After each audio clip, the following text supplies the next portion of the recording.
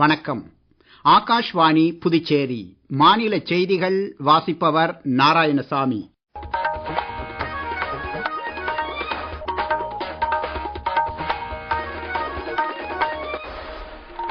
தலைப்புச் செய்திகள்.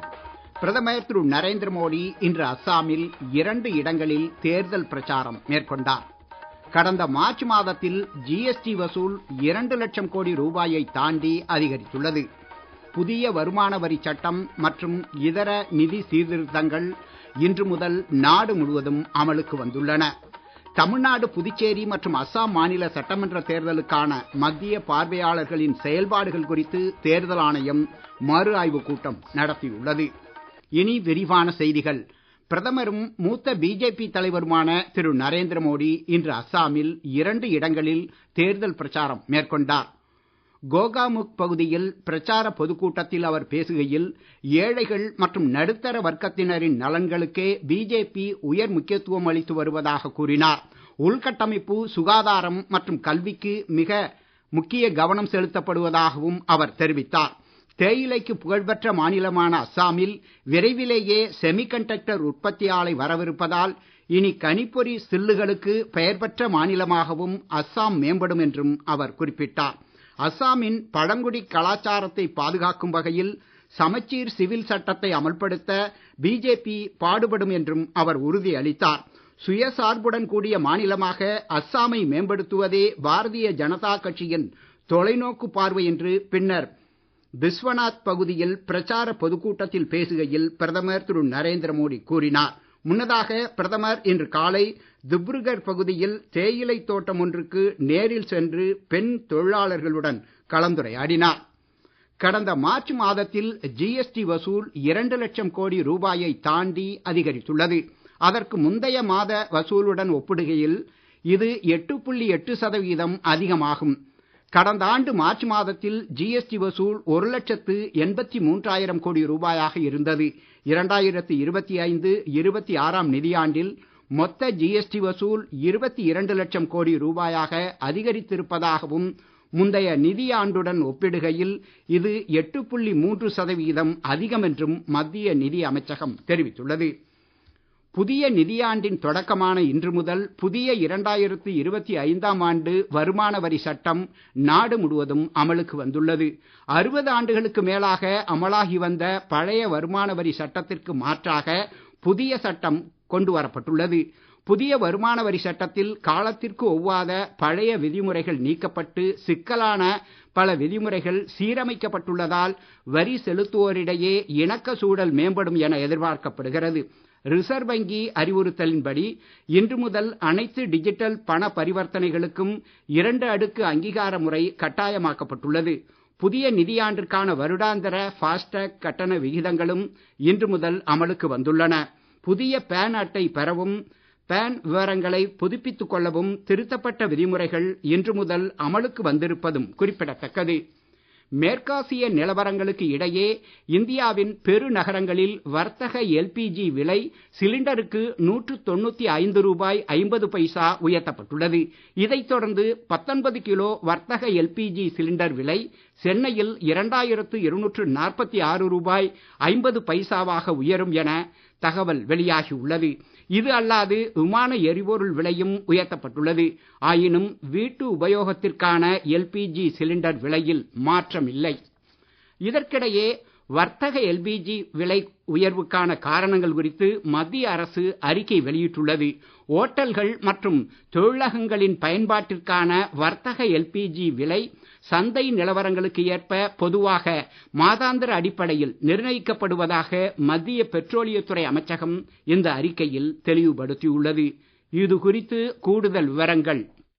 Saudi அரேபியாவிலிருந்து LPG வாங்கும் நிலை கடந்த மாதம் டன்னுக்கு $542 இருந்த நிலையில் நடப்பு ஏப்ரல் மாதத்திற்கான ஒப்பந்த விலை டன்னுக்கு $780 அதிகரித்திருப்பதே வர்த்தக எல்பிஜி சிலிண்டர் விலை உயர்வுக்கு காரணம் என்றும் நாட்டின் மொத்த எல்பிஜி நுகர்வில் வர்த்தக எல்பிஜி நுகர்வின் அளவு 10% விட குறைவுதான் என்றும் பெட்ரோலியத்துறை அமைச்சகம் தெரிவித்துள்ளது. வீட்டு உபயோகத்திற்கான எல்பிஜி விலை மாற்றப்படாத நிலையில் எண்ணெய் நிறுவனங்கள் சிலிண்டருக்கு $380 நஷ்டமடைந்து குறைந்து வருவதாகவும் இழப்பின் மொத்த அளவு வரும் மே மாத இறுதிக்குள் 40,484 கோடி ரூபாயாக அதிகரிக்கும் என மதிப்பிடப்பட்டுள்ளதாகவும் அமைச்சகம் கூறியுள்ளது. கடந்த ஆண்டு பொதுத்துறை எண்ணெய் நிறுவனங்களின் 30,000 கோடி ரூபாய் இழப்பை அரசே ஏற்றுக்கொண்டதாகவும் இப்போதும் கூட பாகிஸ்தான், நேபாளம், இலங்கை போன்ற நாடுகளுடன் ஒப்பிடுகையில் இந்தியாவில்தான் வீட்டு உபயோகத்திற்கான எல்பிஜி விலை குறைவு என்றும் அமைச்சகம் தெரிவித்துள்ளது.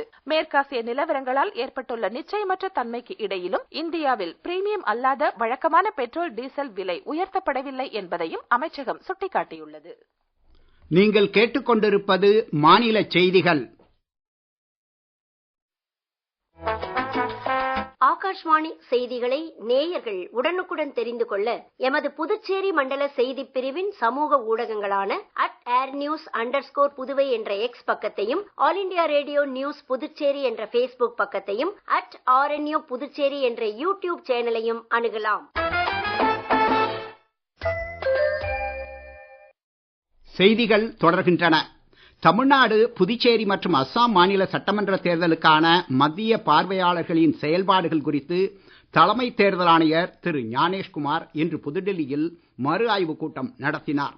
தலைமை தேர்தல் ஆணையர் தலைமையிலான மறு ஆய்வுக் கூட்டத்தில் தேர்தல் ஆணையர்கள் டாக்டர் எஸ் சந்து, டாக்டர் விவேக் ஜோஷி ஆகியோரும் கலந்து கொண்டனர். 5 மாநில சட்டமன்ற தேர்தலுக்கான பொது பார்வையாளர்கள், போலீஸ் பார்வையாளர்கள் மற்றும் செலவின பார்வையாளர்களும் தமிழ்நாடு, புதுச்சேரி மற்றும் அஸ்ஸாம் மாநில தலைமை தேர்தல் அதிகாரிகளும் காணொளி காட்சி மூலம் கூட்டத்தில் பங்கேற்றனர். இது குறித்து கூடுதல் விவரங்கள். சட்டமன்ற தேர்தல்கள் திருவிழா கொண்டாட்டத்துடன் சுதந்திரமான மற்றும் நியாயமான விதத்தில் எவ்வித அச்சுறுத்தல், தூண்டுதல் மற்றும் வன்முறையும் இன்றி நடைபெறுவதை பார்வையாளர்கள் உறுதிப்படுத்த வேண்டும் என மறு ஆய்வுக் கூட்டத்தில் தேர்தல் ஆணையம் அறிவுறுத்தியது. தேர்தலுக்கான நடத்தை நெறிமுறைகளை கடுத்தமாக அமல்படுத்தவும், விதிமுறை மீறல்கள் மீது உடனுக்குடன் நடவடிக்கை எடுக்கவும் அறிவுறுத்தப்பட்டது. வாக்குப்பதிவு நாளன்று வாக்குப்பதிவு சதவிகிதம் பற்றிய தகவல்களை 2 மணி நேரத்திற்கு ஒருமுறை இசேநெட் செயலி மூலம் தேர்தல் ஆணையத்திற்கு தெரிவிப்பது குறித்து வாக்குச்சாவடி அதிகாரிகளுக்கு முறையாக பயிற்சி அளிக்கப்பட்டுள்ளதா என்பதை உறுதிப்படுத்தவும் தேர்தல் ஆணையம் மத்திய பார்வையாளர்களுக்கு அறிவுறுத்தியது. தமிழ்நாடு, புதுச்சேரி மற்றும் அஸ்ஸாமில் தேர்தல் ஆணையம் மொத்தம் 282 மத்திய பார்வையாளர்களை நியமித்து இருப்பதும் குறிப்பிடத்தக்கது. புதுச்சேரியில் அனைத்து 30 தொகுதிகளிலும் ட்ரோன் மூலம் தேர்தல் கால கண்காணிப்பு மேற்கொள்ளப்படும் நிலையில், ட்ரோன் மூலமான சோதனையின் முதல் நாளிலேயே மண்ணாடிப்பட்டு மற்றும் மங்களம் தொகுதியில் வாக்காளர்களுக்கு பண பட்டுவாடா செய்த 5 பேர் கைது செய்யப்பட்டு மோட்டார் சைக்கிள் மற்றும் 66,300 ரூபாய் ரொக்கப்பணம் பறிமுதல் செய்யப்பட்டது.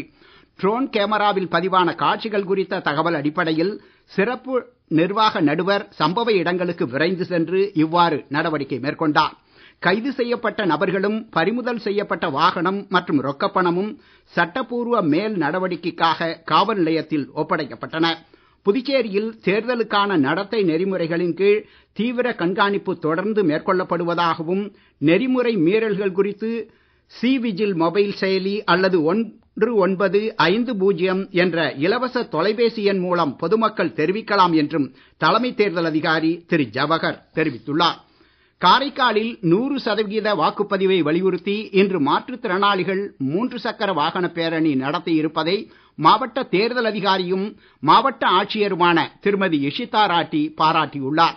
காரைக்கால் தந்தை பெரியார் அரசு மேல்நிலைப் பள்ளியில் தொடங்கிய இந்த விழிப்புணர்வு பேரணி மாவட்ட ஆட்சியர் அலுவலகத்தை வந்தடைந்த போது ஆட்சியர் பேரணியை வரவேற்று பேசுகையில், மாற்றுத்திறனாளிகளின் சமூக பொறுப்புணர்வு பாராட்டத்தக்கது என்று கூறினார். தேர்தல் ஆணையத்தின் சீர்திருத்த ஒருங்கிணைப்பாளர் திரு தாமோதரன் தலைமையிலான குழுவினர் இந்நிகழ்விற்கான ஏற்பாடுகளை செய்திருந்தனர். புதுச்சேரியில் 23 இடங்களில் தேர்தல் பிரச்சாரம் மேற்கொள்ள தமிழக வெற்றிக் கழக தலைவர் திரு விஜய் அனுமதி கோரியிருந்த நிலையில் 4 இடங்களில் மட்டுமே அனுமதி வழங்கப்பட்டுள்ளது. இதைத் தொடர்ந்து திரு விஜய் வீட்டிலிருந்தே பிரச்சாரம் மேற்கொள்ள திட்டமிடப்பட்டுள்ளதாக தகவல் வெளியாகியுள்ளது. புனித வெள்ளி தினமான வரும் 3ஆம் தேதி பொது விடுமுறை காரணமாக புதுச்சேரி ஜிப்மரில் அன்றைய தினம் புறநோயாளிகள் பிரிவு இயங்காது என ஜிப்மர் நிர்வாகம் அறிவித்துள்ளது. ஆயினும் அவசர பிரிவு சேவைகள் வழக்கம் போல் வழங்கப்படும் என்றும் அறிவிக்கப்பட்டுள்ளது. இன்றும் நாளையும் தென் தமிழகத்தின் கடலோர மாவட்டங்கள் மற்றும் மேற்கு தொடர்ச்சி மலை மாவட்டங்களில் லேசான மழை பெய்யக்கூடும் என்றும், தமிழகத்தின் இதர பகுதிகள் மற்றும் புதுச்சேரி காரைக்கால் பகுதிகளில் வறண்ட வானிலையே நிலவும் என்றும் சென்னை வானிலை ஆய்வு மையம் தெரிவித்துள்ளது. மீண்டும் தலைப்புச் செய்திகள். பிரதமர் திரு நரேந்திர மோடி இன்று அஸ்ஸாமில் 2 இடங்களில் தேர்தல் பிரச்சாரம் மேற்கொண்டார். கடந்த மார்ச் மாதத்தில் ஜிஎஸ்டி வசூல் 2 லட்சம் கோடி ரூபாயை தாண்டி அதிகரித்துள்ளது. புதிய வருமான வரி சட்டம் மற்றும் இதர நிதி சீர்திருத்தங்கள் இன்று முதல் நாடு முழுவதும் அமலுக்கு வந்துள்ளன. தமிழ்நாடு, புதுச்சேரி மற்றும் அஸ்ஸாம் மாநில சட்டமன்ற தேர்தலுக்கான மத்திய பார்வையாளர்களின் செயல்பாடுகள் குறித்து தேர்தல் ஆணையம் மறு ஆய்வு கூட்டம் நடத்தியுள்ளது.